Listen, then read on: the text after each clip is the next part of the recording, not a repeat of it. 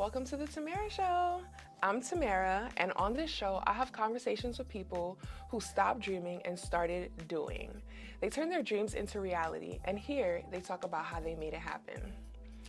Today's guest is a fierce, confident woman who leads with purpose and power, both in her career in government and in her work within the community. She's the kind of person who brings people together, opens doors for others, and refuses to let no be the final answer. Her energy, determination, and heart make her a true force wherever she goes. Please welcome Kaliah Evans. Thank you for having me, Tamara. Of course. Thank you so much for being here. It's a pleasure. If it's okay with you, can we play a game to get started? Let's go. All right. Oh, wow. It's getting right into it. Okay. Have you ever been suicidal? Oh. So I'm asking you, or you're... So this question is for you. Okay. Yes. No, I have not been suicidal. That's awesome. Yeah, no. Ooh. This one says, how can you tell when you have fallen out of love? I want you to answer this one too. But, Okay. and I feel like a lot of women feel this way. Like you just emotionally, like you're not really like there anymore. I heard like women like mentally, like we leave the situation before we physically do. 100%. Yes. So I would have to say the same thing. You are emotionally detached from the situation before you physically have that conversation with the person and tell them, you know, you may not want to be in this relationship anymore. But I would say you can still have love for the person, but it's just not your person. Right. Wishing them the best. Yes. But not us anymore. Exactly. What would you say if you could send a message to your past, present, and future self? I would say to my past, don't give up. My present, I would say, keep going. And then my future self, you've made it. Ooh, I like that. This one wants to be in my business. Okay. Are you content with your life?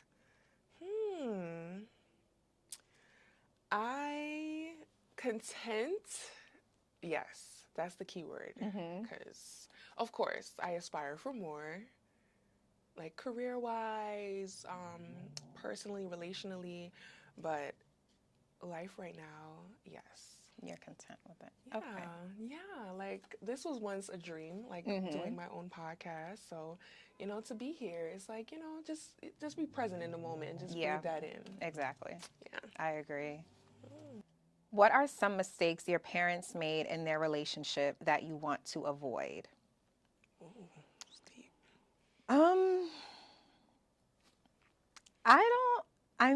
I would say my parents have been together for almost 40 years. Wow. Yeah. That's awesome. Honestly, if they did have issues in their relationship, they kept it far away from me as their child. Oh, wow. So I never experienced, you know, them lashing out on each other. I mean, of course there's going to be disagreements, but it was always love. So I will say they just got married. And like I said, they've been together for almost 40 years, but they just got married over the summer. But it was just something, they were life partners. And they just, you know, they're a little older now, so they wanted to make that move and officially become Mr. and Mrs. Evans. Yeah. So very, very cute. How old were they when they met?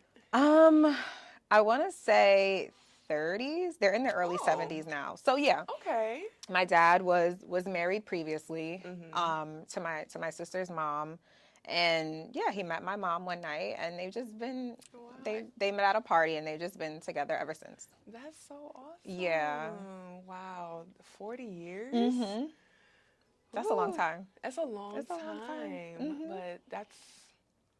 But they're going through the motions, which I like, because sometimes it could be hard, you know? Some Yeah. people say they outgrow their partner, but it's nice. I feel like you have to find ways to love your partner differently as Yeah. well. And you have to do things on your own time. So I'm sure people were like, why are you not married yet? Why are you not?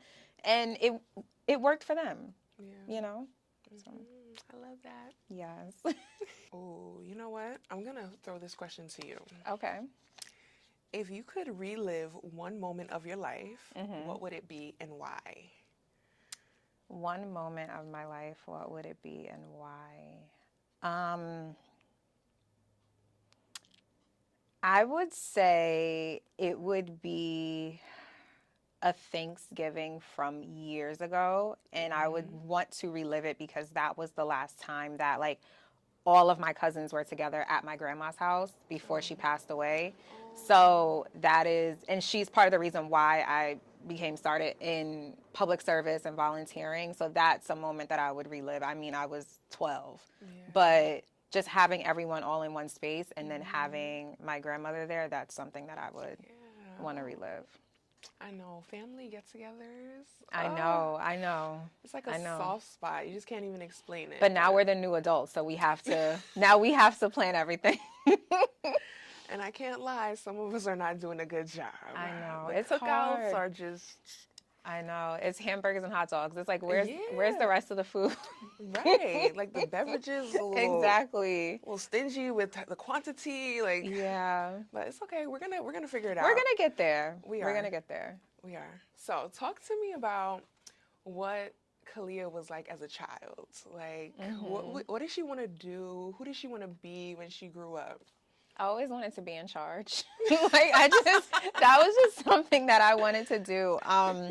My dad is an entrepreneur, and he would take me to his office, you know, when it was like bring your child to work day. And then there were times I'd be like, Daddy, I want to go to your office. Meanwhile, I had to go to school. So I always knew that, you know, I always not necessarily be the boss, but I just wanted to be in charge. I wanted to be a leader.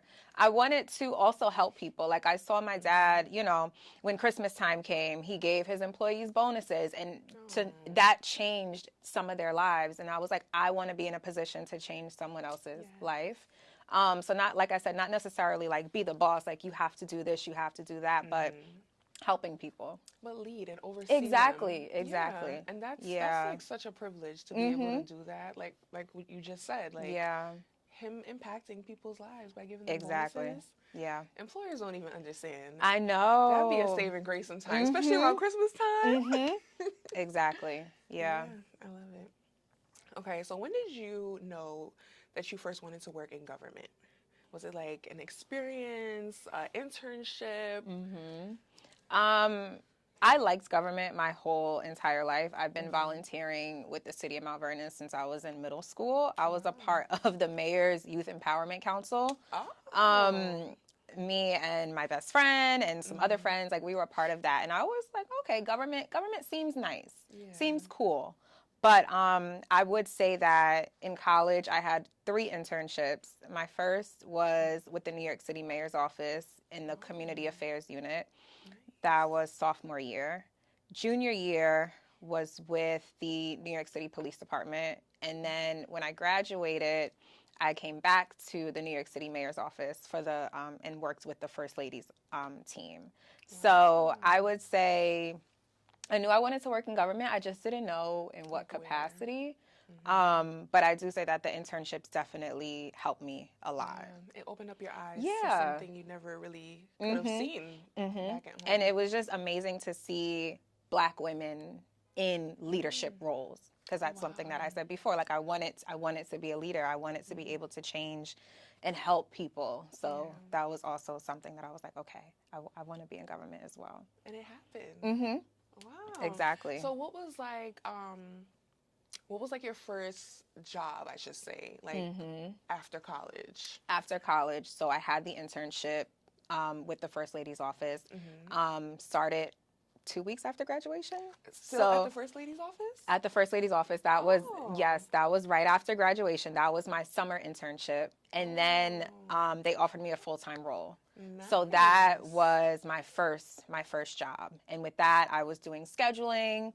I was in the government way, we call it bodying, when you're like going with the elected official or your principal, you're going with them to events, you're briefing them in the car, all of those things. Ooh, like how I see in the movies. Yes, exactly. Okay. Just not as fun, but that was what my role was. So I was more so like a support person, but that was pretty cool for my first job out of college. Yeah, for sure. A lot Yeah. of exposure. Mhm. Yeah, that's awesome. Okay, so let's talk about young professionals with Mount Vernon. Yes. So you are the chairperson of this nonprofit. How did it come about? Like, did you combine ideas with a friend? Like, So it's a group of us. We're all founding members. It started after a conversation with current Mayor Sean Patterson Howard when she was running for her first election.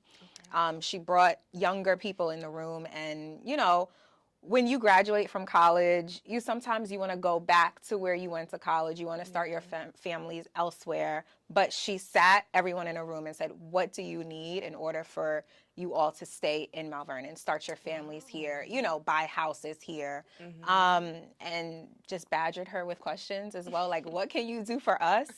But that's how it came about. And now we're doing community cleanups. We're doing networking events. Some of us are mentors with another organization called Destination College. Some of the founding members have, left the organization, but that's because they've started families, they've moved elsewhere. But there are a few of us that are still leading the organization today. wow, that's awesome. We started in 2019. Oh, and it's still growing strong. And you said this is with friends. It's with, and it wasn't even some people that I was friends with. I met them at the meeting with the mayor. Oh, wow. Yeah. Okay. This is like, because sometimes when I see like people get together and they want to like push a vision forward or create something, I just feel like everybody, because some people are procrastinators, or some people are not consistent. Oh yeah, of course, that happens in every organization. I mean, it's just really, there's really nothing you can do. You're gonna have some people that are workhorses, as I like to call them, and they get the work done and that's it. And then there's some people that they just move slower. What can you do? Yeah. That's awesome. I think the right people was in that room that day. I think so too. And I wasn't looking to be chair, but the mayor had a conversation with me, and then some of her staff had a conversation with me, and they asked me to be the chair of the organization. And at that time, I was 22, 23. So I'm like, I don't really know anything about leading an organization, but then I had to think, I'm like, okay, you want it to be a leader. Yes. So people obviously see something in you that you may not see in yourself right now, so you have to say yes. And it's going well. Yeah, that's awesome. Okay, I like what you just said. Like, some people see things in you that you don't even see in yourself. Yeah. Which I have experienced myself too, and then the self-doubt happens. But yes. anyways, can you talk about like another time when somebody saw something in you that you did not see, but once you got into it, you were like, okay, like I really like this. Yeah, I would say honestly with my current job now, working at the governor's office, being in a quote unquote leadership role, as a young Black woman, is hard. And of course, I interviewed for the job, and I'm like, okay, I'm just doing an interview. But then the governor's former chief of staff, she had a conversation with me after I got the job, and she's like, like I liked how you handled yourself when you used to work for the First Lady's office when I was an intern. Okay. So I was 21, fresh out of college, and for her to kind of remember exactly like how I composed myself, how I, just was all overall as a person, and how my work efforts, for her to remember that years later and to say you deserve this position. Wow. That stood out to me, and I was like, okay, I'm doing a good job. Yes. Yeah. Wow. Oh, see, this is why you have to treat people good. You do. You on do. your P's and yeah. Q's, yeah. And then when I was looking for jobs, I didn't even really know she was the governor's chief of staff. I just applied. I'm like, you know what? I want a leadership role. I'm gonna go for it. Wow. And then It happened. Whole time you had somebody on the inside. I know, right? Exactly. That's awesome. Okay, so let's talk a little bit about your faith. How were you introduced to Christianity, and what does it mean to you? I would say I've been going to church since I was a little girl. I am Episcopalian. Okay. Can you like talk to me a little bit about Yes. what that is? Yes. Okay. So when I explain it to my friends, I tell them it's very similar to Catholic, Okay. but it's an Anglican type of church, so it's a little bit more slower. We don't believe in confession, and our priests are able to get married. So it's similar to being Catholic, but it's also different. Okay. Do they also wear the same attire Yeah. as a Catholic priest? Yeah, Okay. they do. You mean like with the The robe? robes. Yes. Yeah. We have a bishop. We do the incense. We do all of it, but it's just we have some differences as well. So what about, okay, I know in the Catholic Church they call like the teaching the homily. We call it the sermon. Okay. Got you. So Yeah. it's more like teaching. I mean, I feel like with each priest is different. The priest that my church has now, I think she is amazing, Rev Cheryl. And that was always something that I struggled with going to Episcopal churches. I like to have a sermon that I can take with me throughout the week. Yes. And I was struggling with that for a while. And recently, I'm sorry, I'm touching my mic. Recently, I was exploring other churches. But they were good with praise and worship, but I still didn't feel a connection. Gotcha. And then once we got our new priest, Reverend Cheryl, I was like, okay, this is exactly where I need to be. This is my home. And it was just like, I've gone to that church since I was 5. Oh, wow. And then for me to kind of be like, all right, I don't want to go here anymore because I'm not feeling, the sermon. I'm not able to take it with me throughout the week. And then for us to get a new priest, and now I'm like, okay, I'm staying home. Like this is exactly where I need to be. That's awesome. Yeah, I was an acolyte. Yeah, and they call them altar servers, but I was an acolyte up until college. So I was always involved. Wow. I was on the vestry, which is kind of like the board of trustees for a church. Oh. I was the youngest person. You've been doing this. I'm just like, yeah, it's too much. They tried to get me to come back, but I said no. It's a lot. Yeah, it's a lot. Wow. Okay. So they do praise and worship.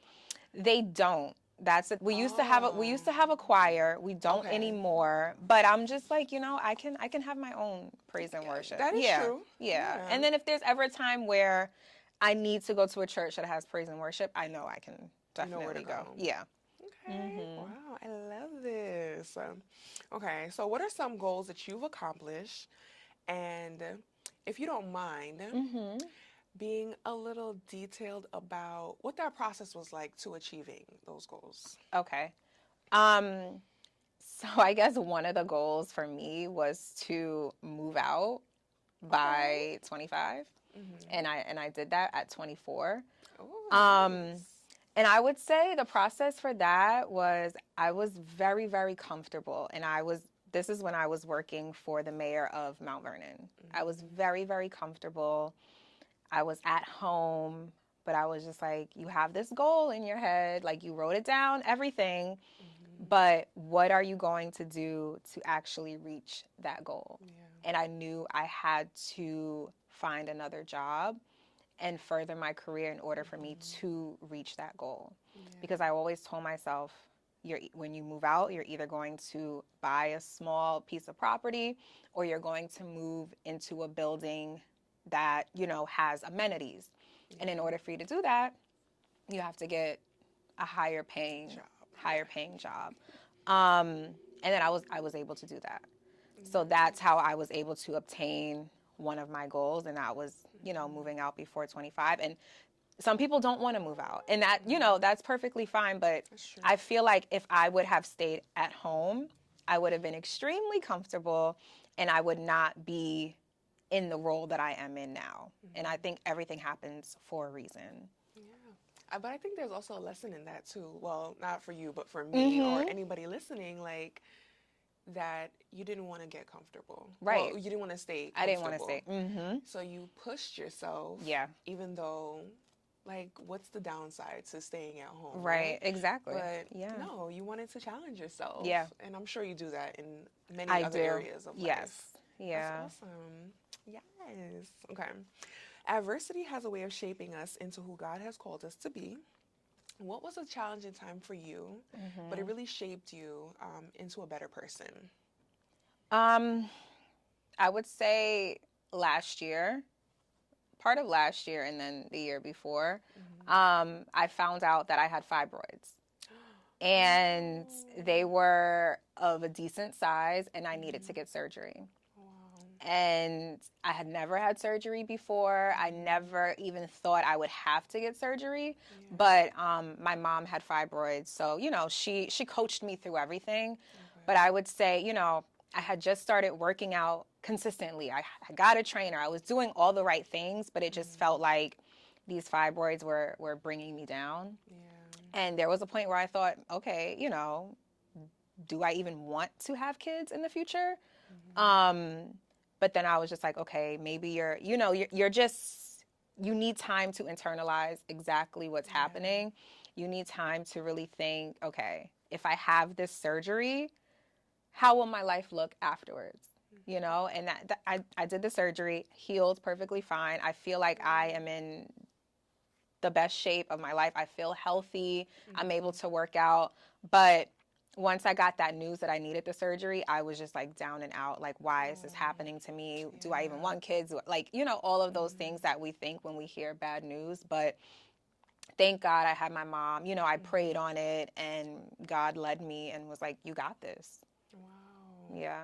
That is so scary. Mm-hmm. I mean, I know people who have had fibroids, so I know it can be like super challenging. How did you, like, were there signs that you were able to tell that Yeah. you had them? So I had found out that I had fibroids years ago, but I had a black OBGYN, and she told me, "Oh, you're young. It's fine. Don't worry about it." And I'm like, "Okay." And for me, it was very disheartening because I always wanted a black OBGYN. Once I reached age 18, I'm like, I want a black doctor because I know she's going to look out for me. Yeah. And that wasn't the case. She told me, you're under 30, you're fine. Just watch what you eat and that's it. So I wasn't feeling well, so I went to the ER for something else. They did a CAT scan, and they were like, you need to have surgery. Your fibroids, you have about 7 fibroids, and there's one that's really big, so you need to handle that. And for me, I was just like, why did I have to go to the ER to find that out? Exactly. And what if you never went for whatever issue you Exactly. had? Like, you never found out. Wow. Yeah, and now my current OBGYN, she's a Caucasian woman, but I just felt like, why did I have to go through that in order to find out, and why did my black OBGYN tell me that I didn't need to worry about something? She rushed it off a little too quickly. Yeah. I hope she's not still doing that today. I hope not. But yeah, Oh I mean, everything happens for a reason. I'm happy I got the surgery. Yeah. And said, I'm happy to hear you're all healthy. Yes, I'm much better now. Yes. Okay. Who is someone who has impacted your life? My grandmother. Aww. My grandmother, she was actually supposed to go to Hampton University, but she ended up getting pregnant. So she was not able to go, but she was always someone that was just focused on volunteering in the community. She was on the mayor's council. She's like one of the only black women to be on the mayor's council in Fayetteville, North Carolina, and that's where my dad is from. So you can imagine a young black woman in the South on a mayor's council. Like it's really unheard of. But she was just a great mother, great person, great volunteer, always in the community, always helping out. And she's just somebody that inspired me to always help. Her and my dad always help. She sounded like a community grandma. Yeah, she was. She was a community grandma. And I would just say, like, the women in my family are just so strong, especially being from the South. Like, my great-grandmother was the first black woman to purchase a home on the block that my family lives on. So I'm just like, I'm destined for greatness. You know what I mean? Yes. Like, and I'm always very humble, but I just feel like if my relatives that have had hard lives have done it, why can't I? Exactly. Yeah. And they kind of paved the way They for definitely you. paved the way. Yeah. Yeah. So it's not gonna be easy, No. but it's so tangible. Yeah. I And you think know so. that. Yeah. So how do you like to spend your free time? So I've recently started doing hot yoga. Oh, So I okay. do hot yoga. I know my family and friends are tired of me saying it. I'm like, I have to go to yoga. I have to go to yoga. But I do hot yoga. I do regular yoga, and then I also work out. I have a trainer. And it's just I like to. My family's back down south, so I go see my family. I have a dog. I love him to death. I like being around my family. I like being around my friends. I like working out. With my job, I'm on call 24/7, so I feel like it's difficult to kind of find that work-life balance. And I know people always say you have to have a work-life balance, but I feel like it really depends on what type of career you're in. True. I'm always going to show up for my family and friends, but they know if I'm showing up and it's my weekend to work, my laptop is with me and my two phones are with me. But I'm going to be there for you. I'm going to show up Right. for you. But I don't like to party. I like to Yeah. I like to be inside. But if my friends say let's go out for dinner, I'm down for that because I know that I'm able to decompress. I love that. Yes. What advice do you have for someone who is pursuing their dreams? Um, Let me actually really think on this. Um, I always say like don't take no for an answer. Don't take no for an answer. Keep going and just think of your future self. Yeah. Keep going. Yeah. Because I think a lot of people do that. Like they think about, I'm here right now. Let me focus on it. And that's good. It's good to be present. Um, but I think it's so important to always think about what does 5 years from now look like for me? Exactly. What does 10 years from now look like for me? And how can I be intentional today about getting there? Yeah. So yes, thank you so much, Kaliah. Thank you for being having here. me. I Of appreciate course. it. This was amazing. Yes. Yes. Guys, thank you so much for watching, and make sure that you like, comment, and subscribe. Let us know below what was your favorite part of the interview. And if you haven't done so already, subscribe to the channel. And I'll drop some details about Kaliah in the description box below.